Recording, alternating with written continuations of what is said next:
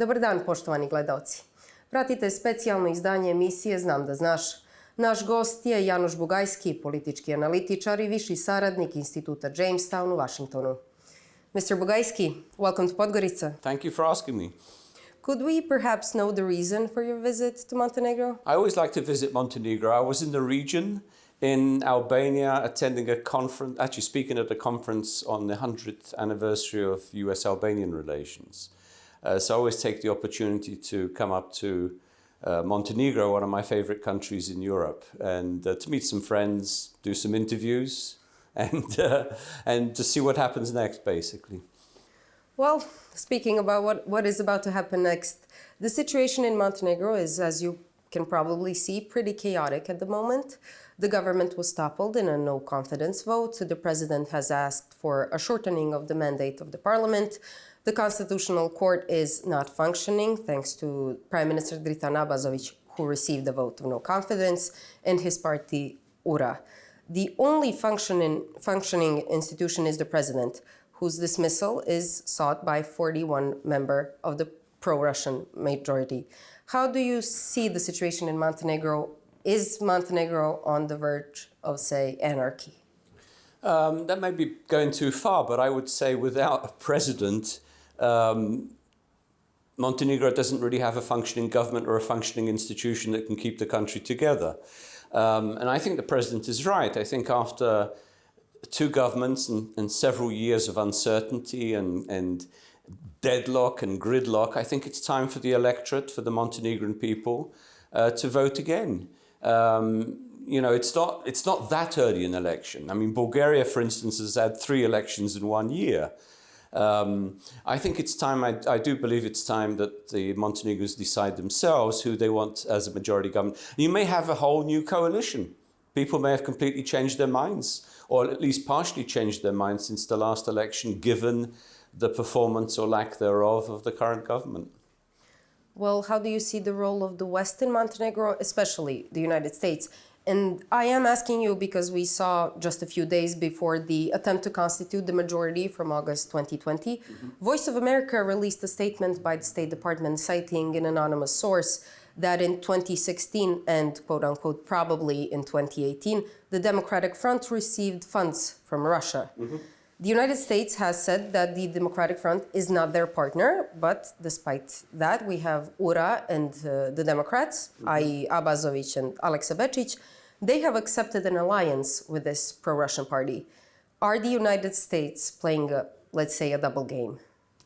Well, I'm not sure what game they're playing. I think they made a mistake to begin with in giving so much media support and other kinds of support to a coalition which included not just a corrupt organization that's linked, almost like a proxy party of a neighboring government, in other words, Serbia, but also linked with very destructive, subversive Russian interests in the region. Maybe they weren't aware of the fact that this could happen, that such a coalition would actually take place, or if it did take place, that somehow it would survive, that the nationalists would be tempered, they'd become moderates. I think after a couple of years now, and the failures of the last governments, the sort of stasis that we've had, hopefully our administration, at least people in State Department, have realized that if they want this country to make progress, you cannot have a party that's, one, corrupt, and secondly, corrupt by Russian money, given what Russia's plans are, what its ambitions are in the region, in the Balkans. So, yeah, I mean, in terms of, I don't want to go into details of American policy, but I think it's time to sort of throw weight behind new election, a new mandate, and a new coalition. Well, are the United States trying to undermine the European Union to prove that they are the main actor of stability, or should we say in this moment, instability in the region? No, I don't think so. The European Union does enough to undermine itself without help from anybody else. So I cannot see, the United States is not in competition with the European Union. Sometimes they need to work more closely with the European Union. At other times, they shouldn't be listening to the most, let's say, regressive voices in the European Union that don't want to bring in Montenegro and other countries into the Union. So, no, I don't think there's that sort of relationship.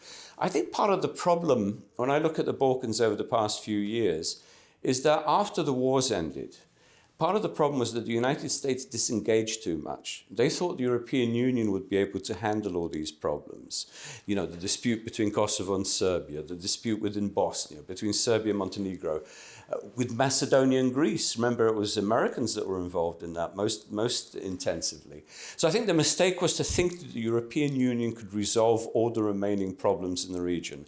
And now we're seeing the consequences. Not that America hasn't made mistakes as well, but I think without the United States, the mistakes would be a lot bigger.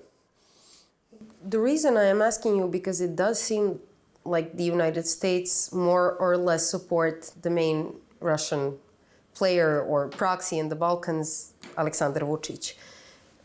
It seemed with Vučić, we've seen Russian Foreign Minister Sergei Lavrov and President Vladimir Putin. They refer to Vučić as a partner with whom they consult, let's say, certain political moves. But it does seem that some U.S. representatives, see him more or less as a partner. Yeah, I think there are some illusions about Vučić. It's almost like the question, if somebody makes the most problems, then they gain the most attention, and then they gain the most concessions. And Vučić has learned to play that game, basically, with the West, particularly with the European Union.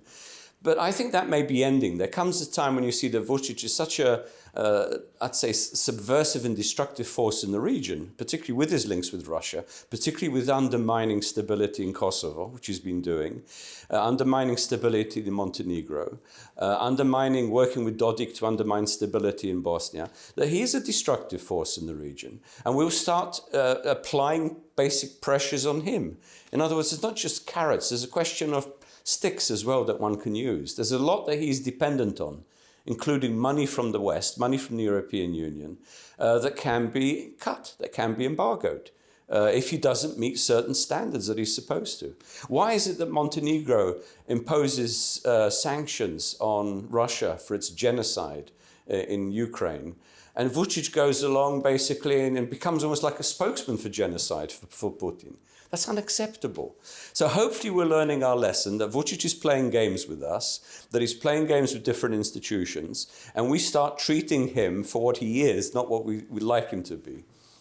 But we've seen the U.S. ambassador in Belgrade, Christopher Hill, just recently said, and this is, I paraphrase, that Serbia is a country that tolerates diversity and that he supports its democracy. Now, this is coming at a time... Yeah. Well, but it's coming at a time when, two key figures in Serbia are making, statements such as Vučić saying that Montenegro is basically still an eternal problem for Serbia. And then you have the patriarch, Porfirije, on the occasion of Europride saying that the LGBT community is an evil imposed by the West. And then you have the US Ambassador Hill saying that... I'm not sure what Chris Hill was referring to. I think it's more aspirational. If we see the demonstrations in the streets, if we see the newspapers, if we see the state propaganda, the role of the church and church-related groups, if we see the Russian infiltration in the Orthodox Church, in the media, in the intelligence services, even in the military and other elements of Serbian institutions. So, no, I think it's a state... If by diversity he means the West and Russia, yes, but that's not the sort of diversity we're looking for. The diversity we're looking for Serbia, if it's to meet the standards of Europe, is to meet the standards. In other words, not to back away, not to go backwards, but to move forward. And I have a sense that it's almost like the medievalization of Serbian politics. They're going so far back in perceptions of identity, of human rights, of individual freedoms. I don't consider that diversity. I think that's a backward step, a sort of uniformity. Well, exactly. What seems to be the message the U.S. is trying to send to Western-oriented countries in the Western Balkans? Well, I think they're sending different messages. Well, they're sending one message, but they're not applying or implementing that message. I think that's the problem. And it goes back to what I was saying. The idea being that somehow Vučić can be brought into the common fold, that he can be made a normal politician like President Đukanović or Kurti or the leaders in Macedonia and Albania, that he could be pro-Western, that he could be a Democrat. It doesn't work like that, because he's playing that game knowing that if the West needs him so much, he can get away with more. He can create more trouble because he's always got Russia on the other side that can help him, that can help bail him out or help, let's say, subsidize him in different ways. Well, speaking of the region and the U.S. representatives here, we've seen both Ambassador Hill and Special Envoy Gabriel Escobar support the Open Balkans Initiative, which is also supported by Russia. And given what we're talking about, what is your opinion on this initiative? To me, it smacks of a sort of neo-Yugoslavia. And in a way, it suits some of the European Union countries who don't want this region incorporated in the European Union. They're going to give you all sorts of plans and timetables and conditions. But I think there's a strong opposition within many of the European countries, particularly now that Britain has left as well, that Britain has left the EU, to keep you at a distance. So for them, I think it's convenient to have some sort of new economic and maybe even political arrangement that keeps the governments happy, but keeps them outside the European Union. On the other side, the question you asked, yes, I think Vučić and company see it as a regional organization or regional conglomeration in which Serbia is the dominant partner, economically, politically, security, and other ways.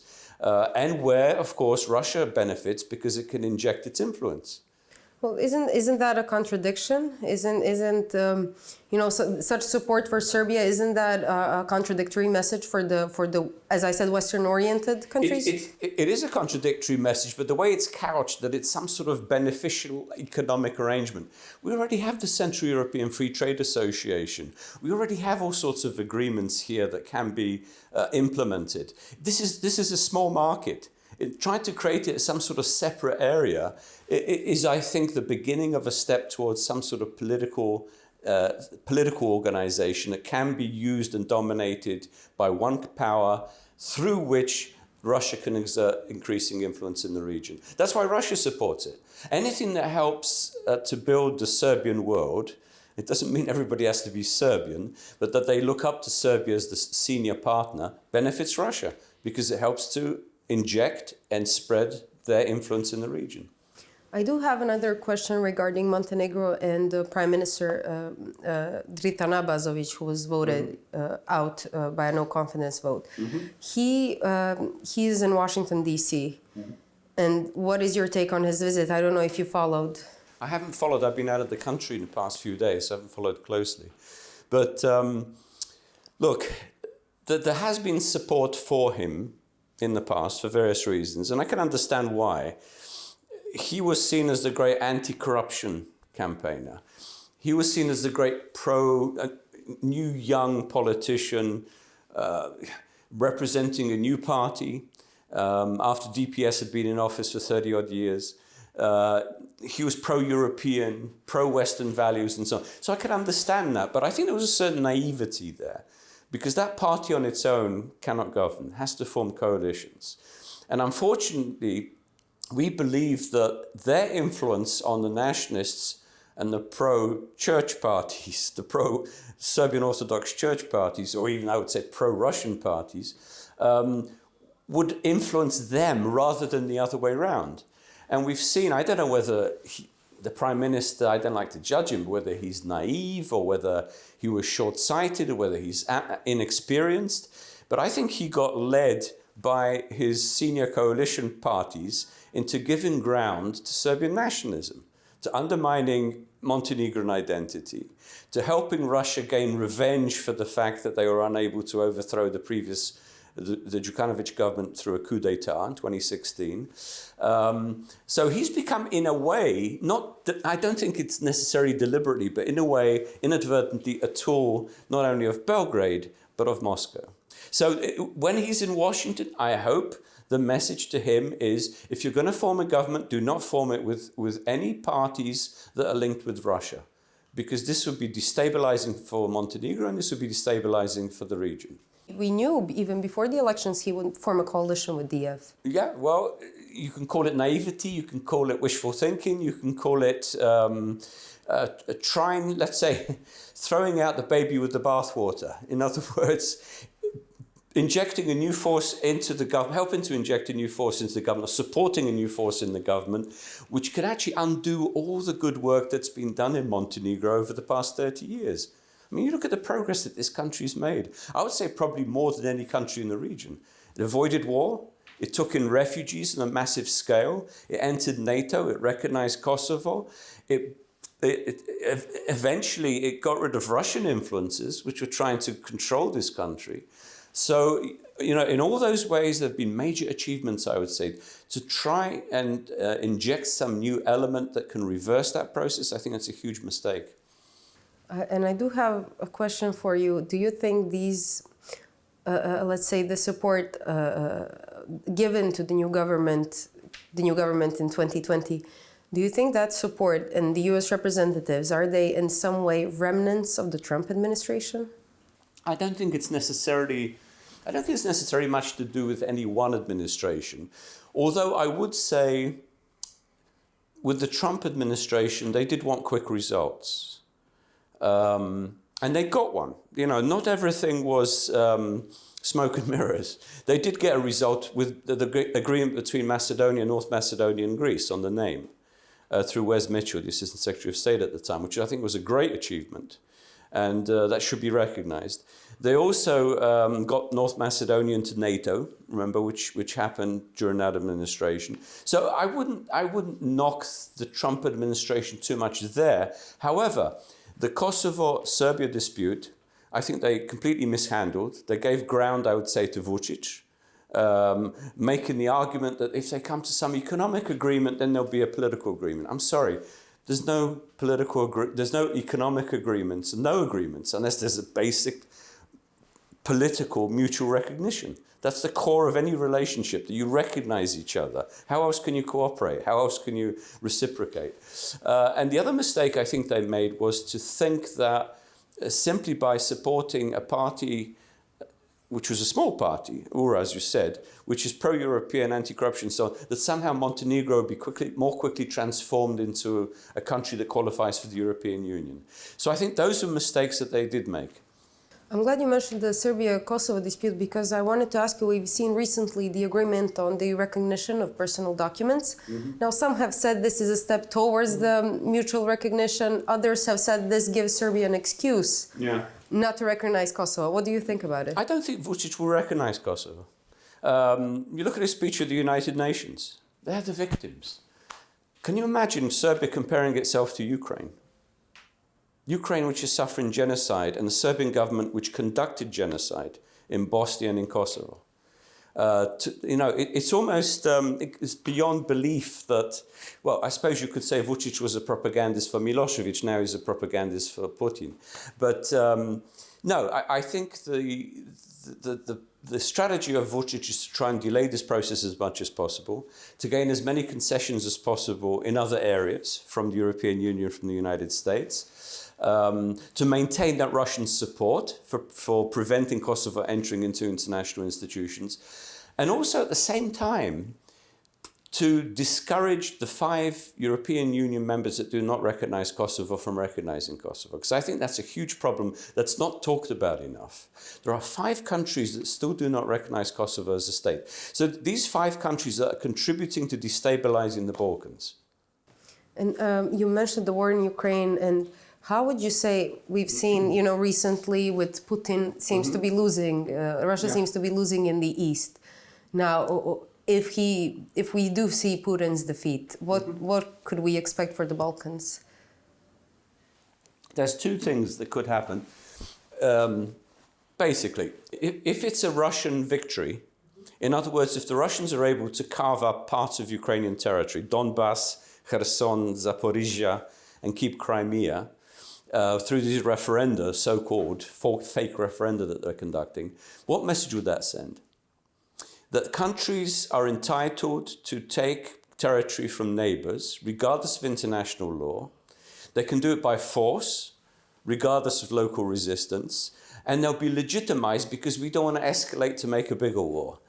It sends a terrible message throughout the world, China and Taiwan, other neighbors of China, other countries in the Far East, in the Middle East, and in the Balkans. It can send a message to Serbia that if might makes right. In other words, if you push, if you actually inject force, and the Russians will be emboldened. They'll say, look, we did it, you can do it. We've set a precedent, you can do it as well. So I think it will help to destabilize the region. If Ukraine wins, it's going to send the exact opposite message. By winning, I mean pushing all Russian forces initially out of Kherson.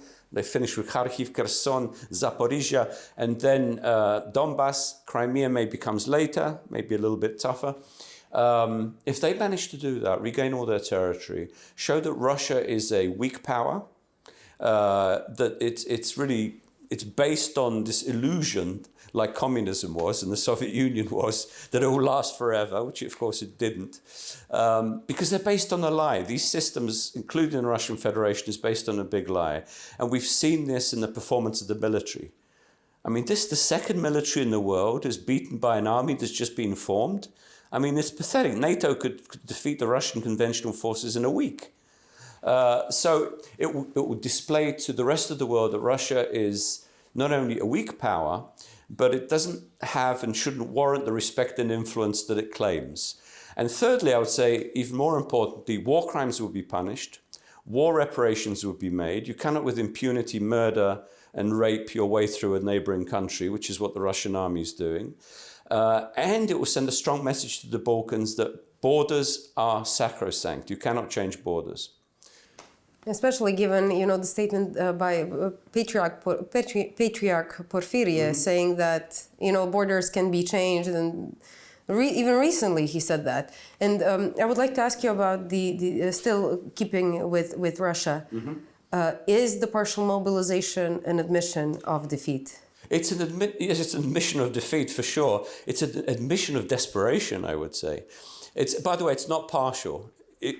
What he said actually is different to the text. If you look at the text, there's no mention of partial, and the 300,000 number that they're giving is a minimum.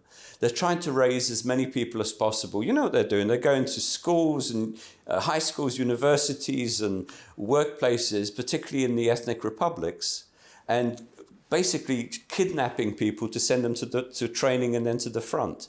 So they've tried with these the normal Russian military forces, the professional forces, the conscripts, the private companies. They've released prisoners to fight on the front. They've used the locals in Donbass, the areas they've occupied. They've tried with the Chechens, the Kadyrovtsi Chechens. Everybody's failed to beat the Ukrainians. Can you imagine these guys that without the required weapons, without leadership? You know how many Russian officers? They've lost a whole segment of their officer corps in Ukraine. So I don't see that they have the means, the capabilities to reverse the Ukrainian gains. The Ukrainians are just going to be killing a lot of Russians, basically. And unfortunately, also a lot of Ukrainians will be dying because, Russian tactics?